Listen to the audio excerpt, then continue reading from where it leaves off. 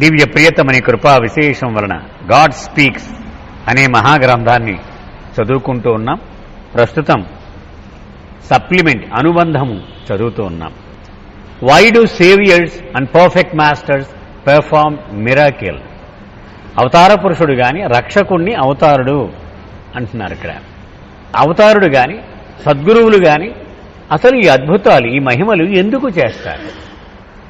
Very oldie people are spiritually obtuse and they sometimes need miracle to save themselves or others, quite innocent people, from the result of this insensitivity.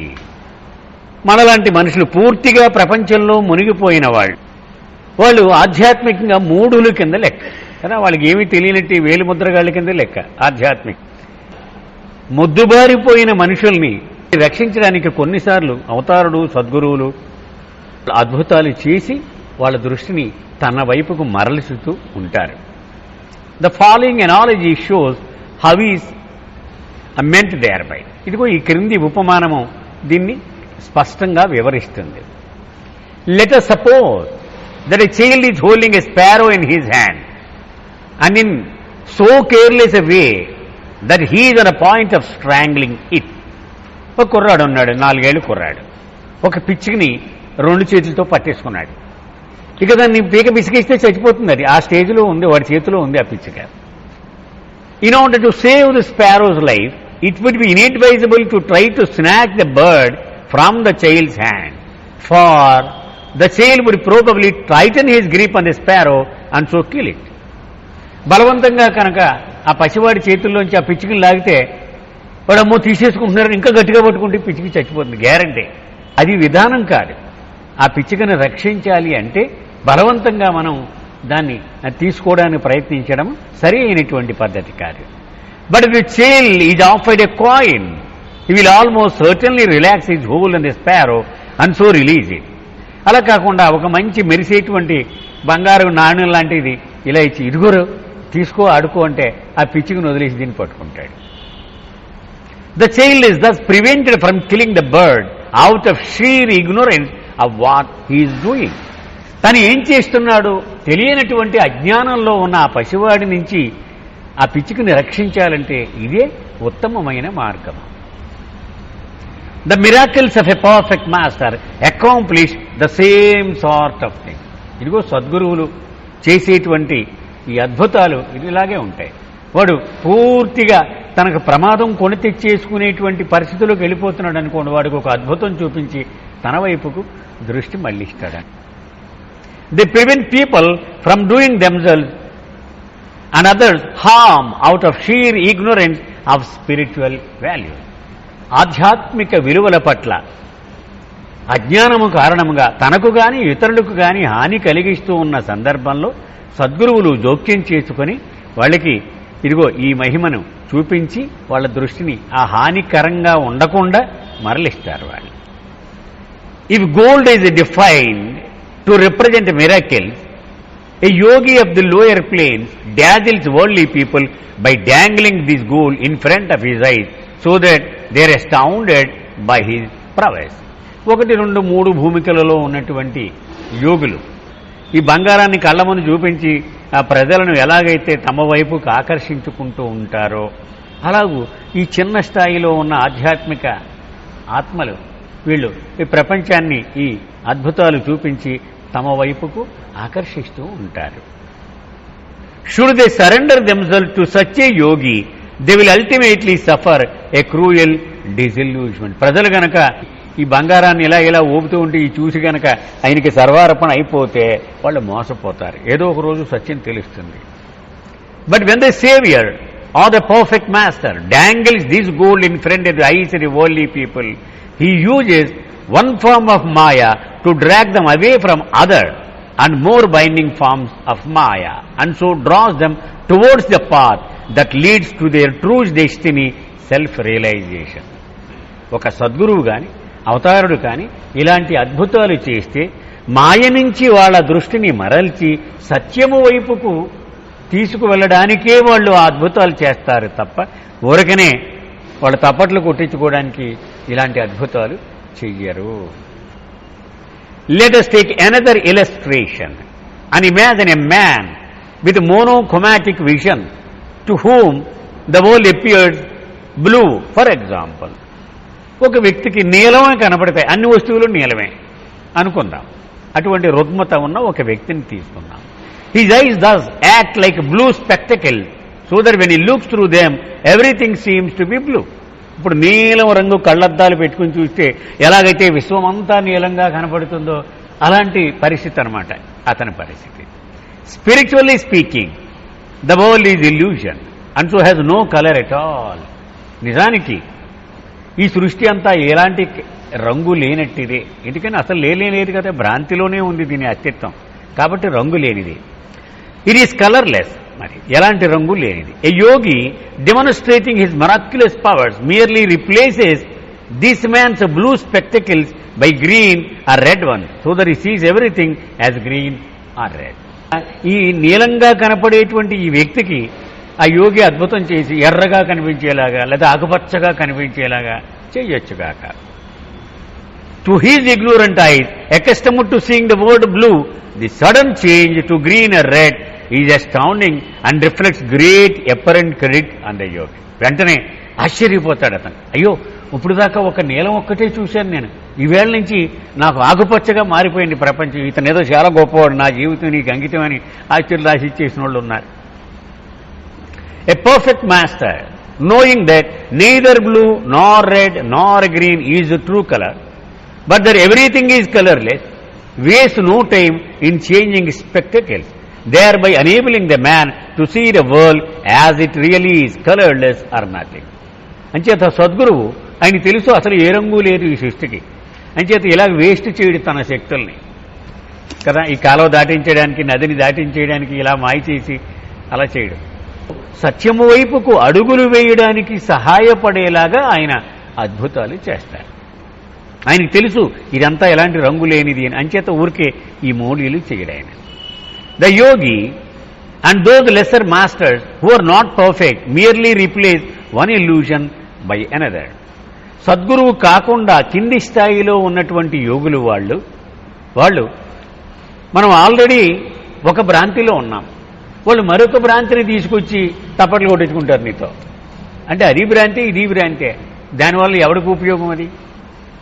But a perfect master permanently tears away the wheel of all illusion and reveals the truth that creation is imaginary and that God alone is real.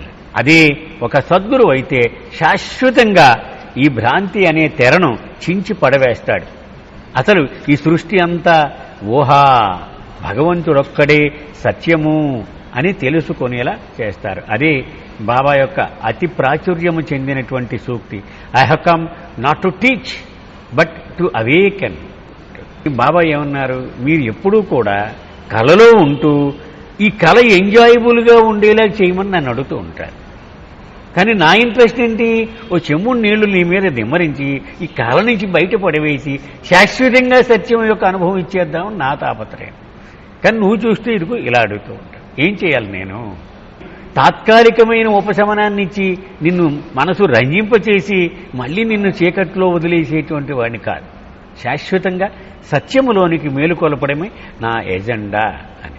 అది ఇక్కడ బాబా సద్గురువు కానీ అవతారుడు కానీ ఇది చేస్తారు వాళ్ళు.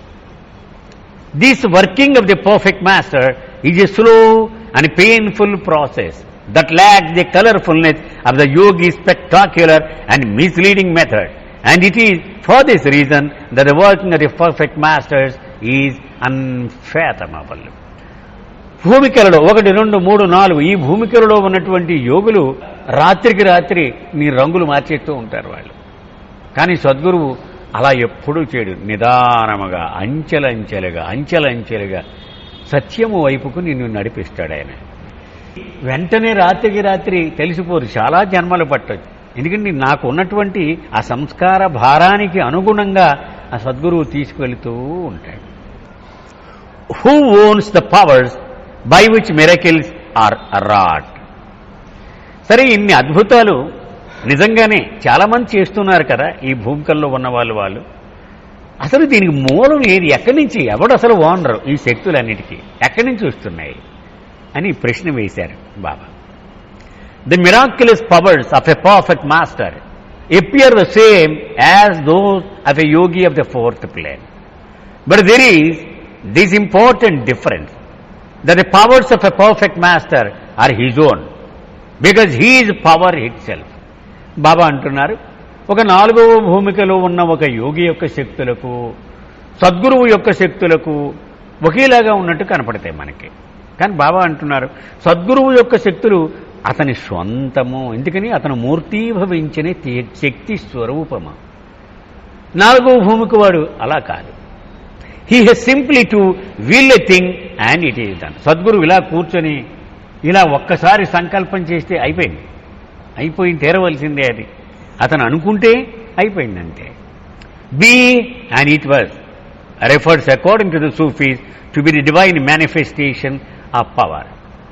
అంచేత ఇలా సంకల్పించగానే అది జరిగి తీరిపోతుంది. సూఫీలు కూడా చెబుతూ ఉంటారు, ఇది ఆయన దైవీ శక్తి యొక్క వ్యక్తీకరణ అనమాట. అది ఆ సద్గురువు యొక్క ఆ శక్తి అంత గొప్పది. The yogis powers however are not their own and they have to depend on extraneous sources of power for working miracles.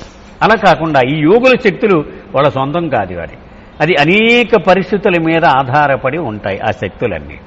The inherent powers of perfect masters are continuously overflowing and yogis and pilgrims of the lower planes borrow these overflowing powers and work miracles with them. సద్గురువుల నుండి కానీ అవతార పురుషుడి నుండి కానీ నిరంతరాయంగా ఈ దైవీ శక్తులు ప్రవహిస్తూ ఉంటాయట. వీటిల్ని నెమ్మదిగా పోగు చేసుకుని వీటిల్ని వాడి అద్భుతాలు చేస్తూ ఉంటారట యోగులు వాళ్ళు, ఈ భూమికలలో ఉండేటువంటి వ్యక్తులు. This is quite inconsonant with a Sufi belief that walis are prophet Muhammad witnesses and that all their miracles like drops oozing from a skin filled with honey are derived from him. ఇది సూఫీ విశ్వాసంలో చాలా ప్రాచుర్యం పొందినటువంటి ఒక ఉపమానం ఉంది. ఉదాహరణకు ఆ మహమ్మద్ ప్రవక్త, అతను ఒక తేనె పట్టు వంటి వాడనమాట. మొత్తం తేనె నిండిపోయి ఉంటుంది. అయితే ఆయన చర్మంలో చిన్న చిన్న రంధ్రాల ద్వారా బయటికి తేనె నిరంతరాయంగా ఉబికి వస్తూ ఉంటుందట. ఈ వలీలు అంటే 5వ భూమికలో ఉన్నవాళ్ళు ఈ తేనె బిందువులను ఉపయోగించుకొని వాళ్ళు అద్భుతాలు చేస్తూ ఉంటారు అని చెప్తారనమాట. Endorsed by orthodox Muslim, this belief is limited in scope however because it is applied only to the personality of the prophet Muhammad. కానీ ఛాందసవాదులైనటువంటి మహమ్మదీయులు ప్రొఫెట్ మహమ్మద్ ఒక్కడికే అది సొంతం అని చెప్తారు. అంటే అవతార పురుషుడు మళ్ళీ వచ్చినప్పుడు ఆ అవతారుడు కూడా ఇలాగే పనిచేస్తాడని వాళ్ళు ఒప్పుకోరు. మహమ్మద్ అంటే మహమ్మదే అంతే, ఇంకెవడికి లేదు. కానీ అదే మహమ్మద్ మళ్ళీ వచ్చినా కూడా వాళ్ళు నమ్మరు. It's universal applicability is at one suggested through by the Sufi belief that from the beginning there has been only one Rasool who appeared from time to time in different countries under different name. బాబా కూడా ఇదే చెప్పారు, అవతారుడు ఎప్పుడూ కూడా ఒక్కడే, ఇద్దరు లేరు. ఏ ఆత్మ అయితే పరమాత్మ నుండి వెలువడి తొలిసారిగా పరిణామము పునర్జన్మ అంతర్ముఖ ప్రయాణము పూర్తి చేసుకుని నేను భగవంతుడును అనే స్వానుభవాన్ని పొందిందో అదే ఆత్మ ఈ సృష్టికి తండ్రి బాధ్యతను పోషిస్తుంది. అదే కాలానుగుణముగా అవతార పురుషుడిగా వస్తూ ఉంటుంది. అదే ఆత్మ జొరాస్టర్గా, రాముడిగా, కృష్ణుడిగా, బుద్ధుడిగా, జీసస్గా, మహమ్మద్గా, ఇప్పుడు మెహర్ బాబాగా వచ్చింది అని బాబా కూడా చెప్పారు. సూఫీలు కూడా అదే చెబుతూ ఉంటారు. అతను ఒక్కడే రసూల్, వాళ్ళ పేరు. సూఫీలు రసూల్ అంటారు అవతారాన్ని. మహమ్మదీయులు, క్రైస్తవులు క్రీస్తు అంటారు. క్రీస్తు అనేది హోదా, జీసస్ అనేది ఆయన పేరు, జీసస్ ఆఫ్ నజరత్ అని అంటారంటే అతని పేరు కదా. అలాగే గౌతముడు అనేది అతని పేరు, బుద్ధుడు అనేటువంటిది అది అవతారుని హోదా. కాలానుగుణంగా ఆ రకరకాల దేశాలలో రకరకాల పేర్లతో రకరకాల వేషభాషలతో ఆయన వస్తూ ఉంటాడు. Illuminating this point still further, Meher Baba explain, in Fanafillah there are no miracles, direct or indirect.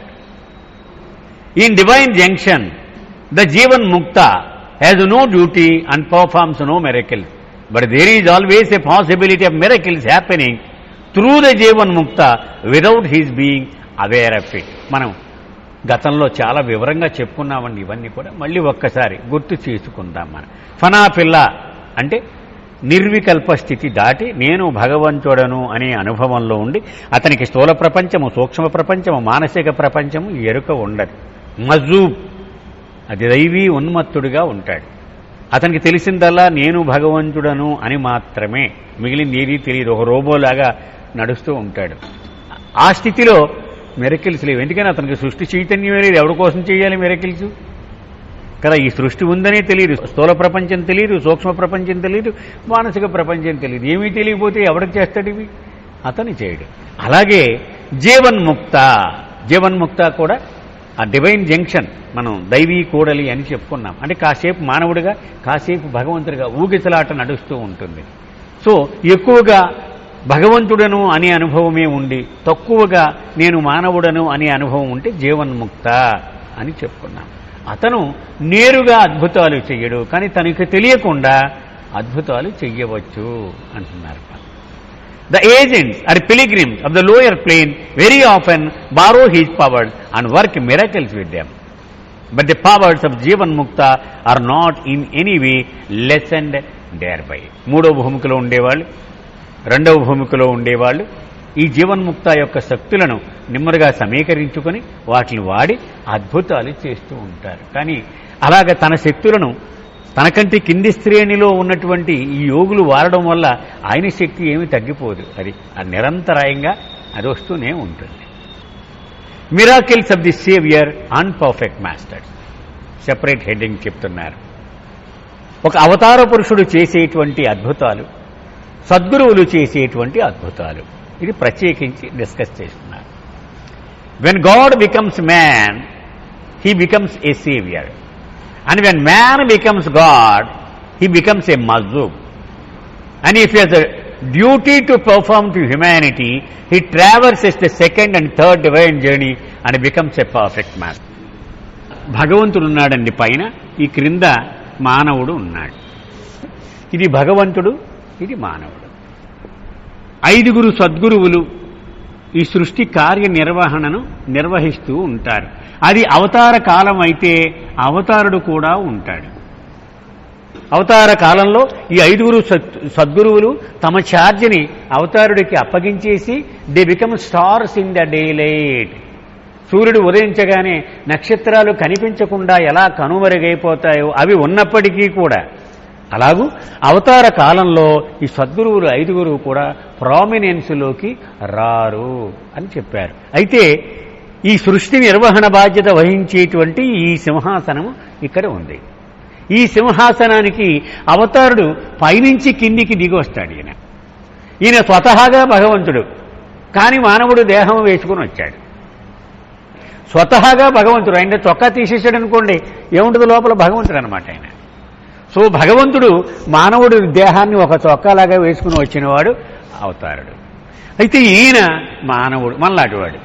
ఈయన భూమికలు దాటుకుని 7వ భూమికలోకి వెళ్ళి మజూబ్ అయ్యి, ఆ మజూబ్ అయిన తర్వాత దైవీ ప్రణాళికలు ఏమో నీవు అక్కడికి ఉంటే సరిపోతుంది, నువ్వు మళ్ళీ ఇక్కడ కార్యనిర్వహణ బాధ్యత వహించి సద్గురువు స్థానంలో కూర్చో నువ్వు అని పంపించారనుకోండి, ఈ మానవుడైన వాడు భగవంతుడు కోటేసుకుని ఇక్కడ కూర్చుంటాడు. మూల స్వరూపము భగవంతుడు, ఆయన మానవుడు దేహం వేసుకొని ఇదిగో ఈ కార్యనిర్వహణ బాధ్యత తీసుకున్నాడు.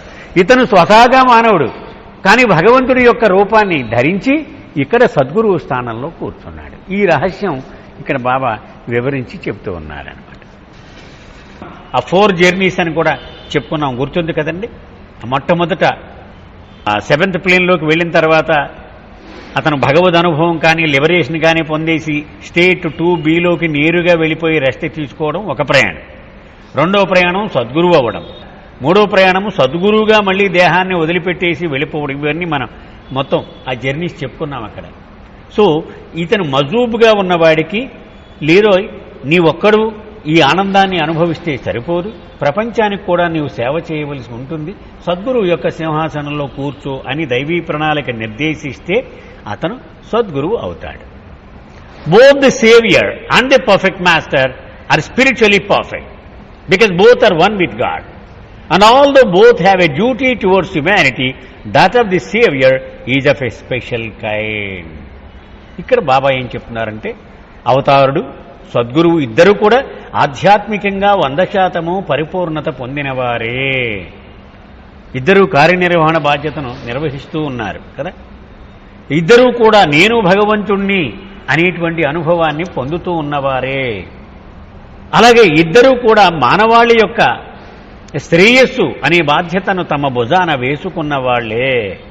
అయినప్పటికీ కూడా అవతార పురుషుడు ఒక ప్రత్యేకమైనటువంటి రకానికి చెందినటువంటి గురువు. The Sufis say that the relationship with God differs in the saviour and perfect master. ఇప్పుడు మనం చెప్పుకున్నదే సూఫీలు ఏం చెప్తూ ఉంటారంటే భగవంతుడితో ఆ ఇద్దరికి ఉన్న సంబంధంలో వ్యత్యాసం ఉన్నది. They refer to them is involuntary necessary nearness. అవతారుడికి ఏం చెప్తారంటే అప్రయత్నముగా అన్నమాట, అంటే అతనికి అసంకల్పితముగా సన్నిహితత్వము ఉంటుంది అవతార పురుషుడికి. అదే సద్గురుకైతే అతను తెలిసి సంకల్పిత సాన్నిహిత్యం అది ఉంటుంది. అంటే నాకు అర్థమైంది ఏంటంటే అవతార పురుషుడు ఈ సృష్టికి తండ్రి అంచేత అతను ఎప్పుడూ కూడా డిస్కనెక్ట్ అయిపోడు. అతను వస్తూనే ఉంటాడు. అతనికి ఎప్పుడూ కూడా సృష్టితో డిస్కనెక్ట్ అయ్యేటువంటి అవకాశం లేదు అతనికి. కానీ సద్గురువు మాత్రము అతను కష్టపడి 50 కోట్ల జన్మలెత్తి భగవంతుడు అయ్యాక మళ్లీ బాధ్యత అప్పగిస్తే చాలా అండర్ ప్రొటెస్టే చేస్తాడు. అతను దేహం విడిచిపెట్టేశాక ఇంకా నన్ను అడక్కో అయిపోయింది అని చెప్పి ఆ స్టేట్ బిలోకి వెళ్ళిపోయి విశ్రాంతి తీసుకుంటాడు. అది కానీ అవతారుడు తండ్రి కాబట్టి అతను సంపూర్ణమైనటువంటి ఇష్టంతో ఆ పనిని మోస్తాడు. అతను బాబా చెప్పినట్టుగా అవతారుడు ఎప్పుడు వచ్చినా అతి భయంకరమైన కష్టాలను అనుభవించడానికే వస్తాడు. ఏ అవతారమైనా అంతే. మానవుడు అవమానం చేయడం, అపహాస్యం చేయడం, ఆయన్ని దండించడం, ఆఖరికి చంపేయడం రకరకాలు మనం చూస్తూనే ఉన్నాం. అయినా అవన్నీ భరించడానికే అతను వస్తాడు. ఎందుకు వస్తాడు? ప్రేమ కాబట్టి, అతను తండ్రి కాబట్టి వస్తాడు. The Sufis explain that in the working of miracles by the Rasul God is the actor and the man the instrument. While in a perfect master it is the other way round, man is the actor and God the instrument. మనం ఇందాక చెప్పుకున్నాం కదండి, అవతారుడు ఒక మహత్తు చేసినప్పుడు ఆ చేసిన వాడు లోపల ఉన్నటువంటి భగవంతుడు, బయట మానవ శరీరం మాత్రమే ఉంటుంది. అదే సద్గురువు చేస్తే ఆ లోపల ఉన్నది మానవుడు, బయట మాత్రం భగవంతుడి యొక్క రూపం ఉంది అతనికి. అది తేడా ఈ ఇద్దరి యొక్క మహత్తులకు అని.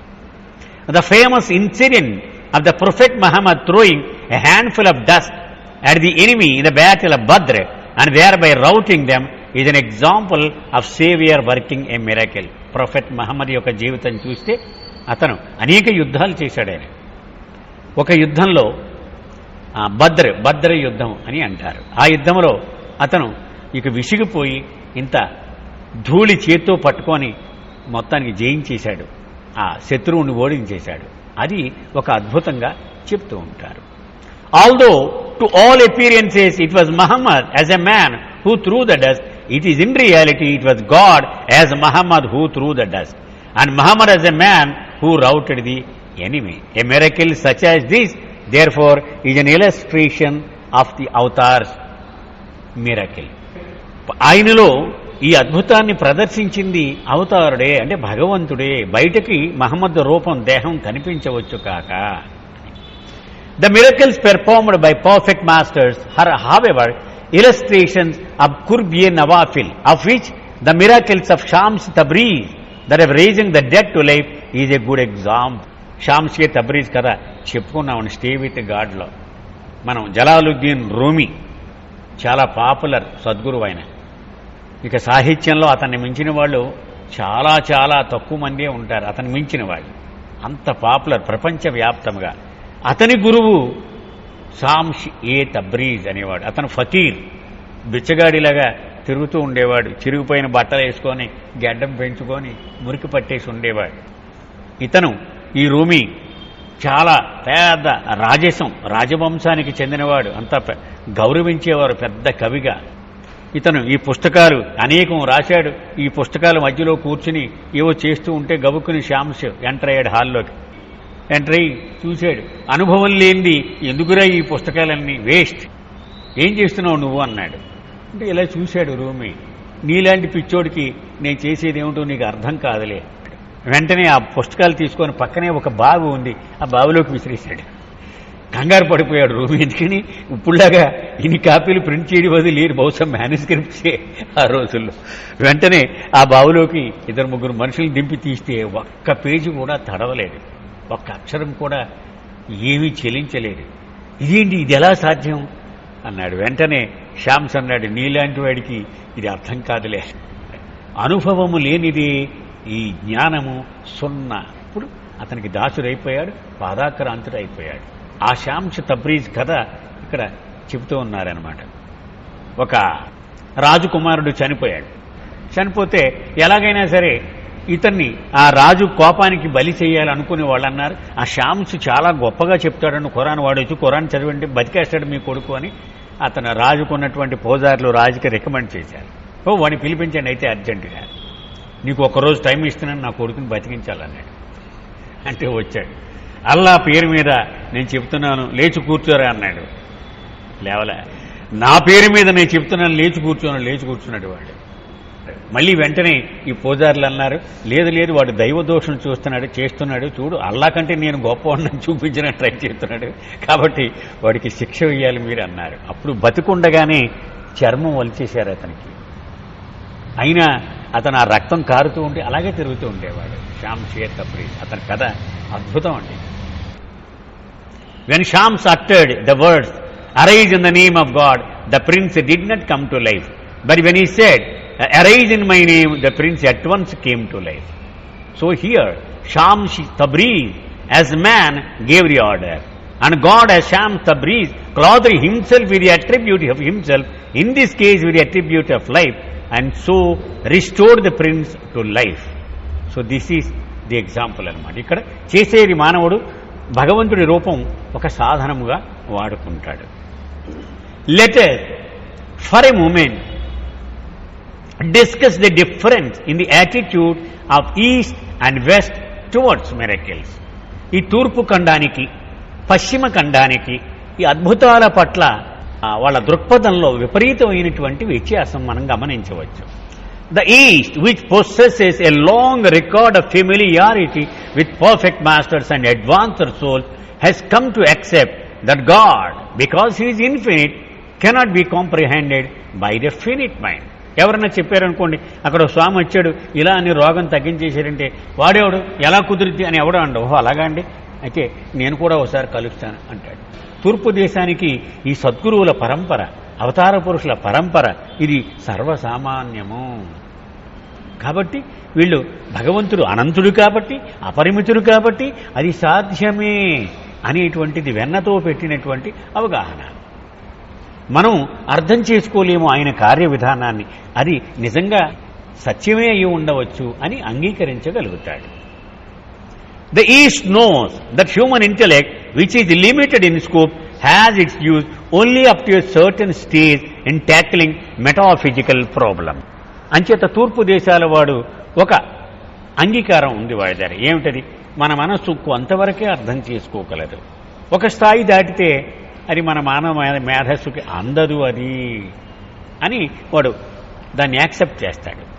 as sung by the philosopher Dr. Iqbal, intellect, though not far away from the threshold, is not destined to enjoy the divine presence. ఆ డాక్టర్ ఇక్బాల్ అనేటువంటి గొప్ప కవి రాశాడు, ఆ గడపకు యువతల భగవంతుడు ఉంటాడు ప్రీతముడు, అవతల బుద్ధి ఉంటుంది, దగ్గరగానే ఉంటుంది. ఏది ఆ బుద్ధికి ఆ గడప దాటి ప్రియతముడి పాదాలను ముద్దు పెట్టుకునే యోగం ఆ బుద్ధికి లేదు, అది హృదయానికి మాత్రమే సొంతము. The East thus knows that at a point where intellect gives up its efforts in grappling with that which is transcendental, love must take up the link. ఆ విధంగా ఈ బుద్ధిని ఉపయోగించడమే అలవాటు మనిషికి కదా.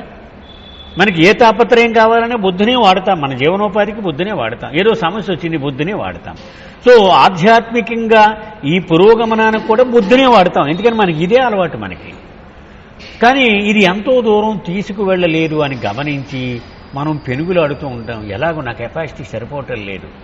అప్పుడు ఈ బుద్ధుని ఇక విరమించుకుని ఇక ప్రేమ ద్వారానే హృదయాన్ని వాడి మాత్రమే ఇక ముందుకు వెళ్ళగలను అని వాడు పసిగట్టేస్తాడు. తూర్పు దేశం వీడికి ఆ జన్మతః అది ఎంతో కొంత ఉంది, ఇది మన వల్ల కాదు, ఆయన చెప్పింది విందాం మనకెందుకు అని ఒప్పుకుంటాడు.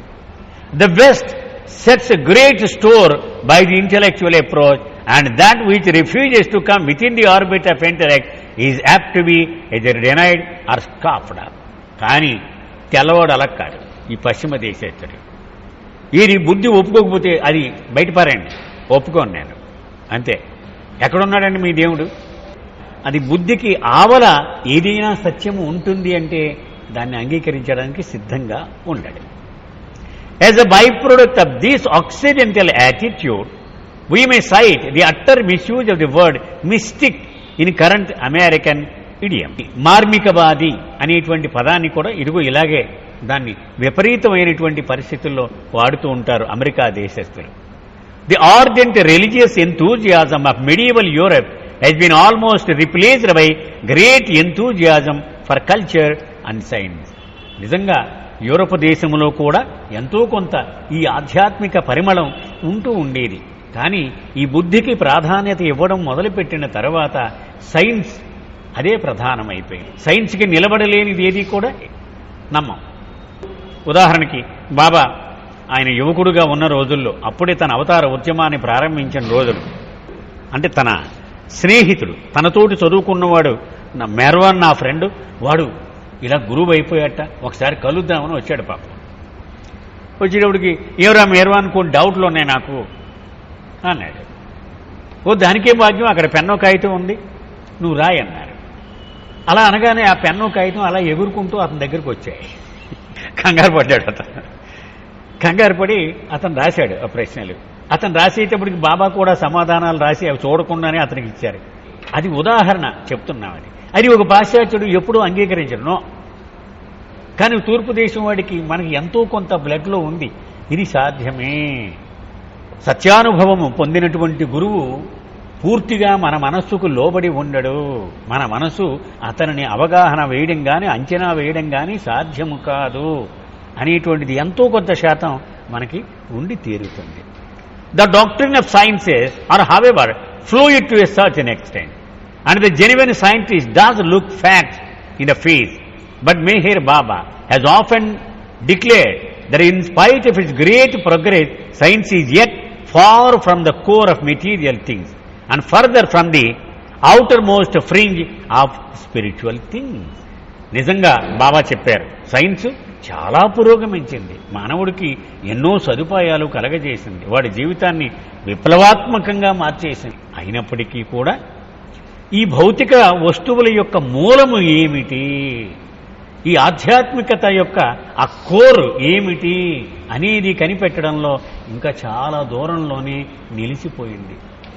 It may be that some of the purely physical feets of yogis which pass for miracles with a multitude can be explained away by medical science. కొంతమంది యోగులు కొన్ని అద్భుతాలు చేస్తూ ఉంటారు, అంటే భౌతికంగా అసాధారణమైన కృత్యాలు కొన్ని చేస్తూ ఉంటారు. మనం చూడొచ్చు, తాడు మీద నడిచేయడం, అలాంటివి ఈ వైద్య శాస్త్రంతో చేత అది సాధ్యమే అని వాళ్ళు దాన్ని వివరించి చెబుతూ ఉంటారు. ఓకే, అవ్వచ్చు కాక. But real miracles, particularly miracles of perfect masters, do not admit of scientific explanation. కానీ సద్గురువులు చేసేటువంటి మహత్తులు మాత్రము ఇవి ఈ శాస్త్ర విజ్ఞానాన్ని వాడి వాటిని విశదీకరించి సమర్థించలేము. ఎలా జరిగిందయ్యా అంటే అంతే, అది సరిపోదు. సైన్సు దాని సామర్థ్యం చాలదు. Many of the miracles wrought by saviors, perfect masters and saints are recorded in the spiritual legends and classics of all people and all religions, and the ever functioning spiritual hierarchy is a daily adding to these miracles. గత అవతారులు, గత సద్గురువులు, అలాగే సంతులు అంటే 5-6 భూమికలలోని వాళ్ళు చేసినటువంటి అద్భుతాలు మనకి ఇతిహాసాలుగా తరతరాలుగా మనకి అందివ్వబడుతూనే ఉన్నాయి. అంతేకాకుండా ఆధ్యాత్మిక పాలక వర్గము మనం ముందు చాప్టర్లలో చదువుకుంటామండి. ఎప్పుడూ కూడా ఈ సృష్టి కార్య నిర్వహణకు ఒక పాలక వర్గం ఉంటుందన్నారు. 7,000 మంది సభ్యులు ఉంటారు దానిలో అన్నారు. అంటే అందులో 1వ భూమికి వాడు, 2 వాడు, 3, 4, 5, 6, 7 సద్గురువులు, అవతారుడు, వీళ్ళందరూ కూడా అందులో ఎంతమంది ఉంటారో ఖచ్చితంగా చెప్పారు. 1వ భూమికి ఎంతమంది, 2nd నుంచి ఎంతమంది, 3 నుంచి ఎంతమంది, ఇవన్నీ కూడా చెప్పారు. మన ముందు చాప్టర్లలో అది వస్తుంది. ఈ పాలక వర్గం కూడా అనేక కొత్త మహత్తులు జోడిస్తూ పోతారు ఈ మహత్తుల సంకలనానికి. The facts are there. Jesus, another perfect one, have raised the dead to life and have healed diseases. మనం జీసస్ కథ తీసుకుంటే ఆయన చనిపోయిన వాళ్ళకి ప్రాణం ఇచ్చాడు, అంగవైకల్యంతో బాధపడే వాళ్ళకి ఇలా ముట్టుకొని అవయవాలు ప్రసాదించాడు. ఇవన్నీ ఉన్నాయి కదా మనకి సాక్ష్యాలుగా.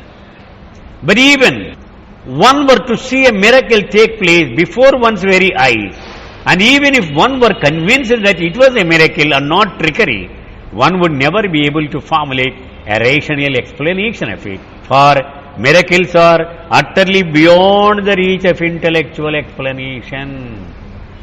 ఇది మేధస్సును ఉపయోగించి వివరించడానికి అతీతంగా ఉంటాయట. మన కళ్ళెదురుగుంటా జరిగినా సరే అది మనం ఏమీ అర్థం చేసుకోలేము. బాబా జీవితంలో 100, 1000 they are a mystery as deep as life itself. అంచేత మన జీవితమే మనకు ఒక రహస్యం, ఒక మిస్టరీ కదా. ఏమైనా తెలిస్తే మనకి రేపేమవుతుందో అలాగే అవతార పురుషుడు, సద్గురువులు చేసే మహత్తులు కూడా ఇంత రహస్యంగానే ఉంటాయి, మన మేధస్సుకు బోధపడవు. ఇక్కడికి ఈరోజు ఆపుతామండి. అవతార్ మెహేర్ బాబాకి జై.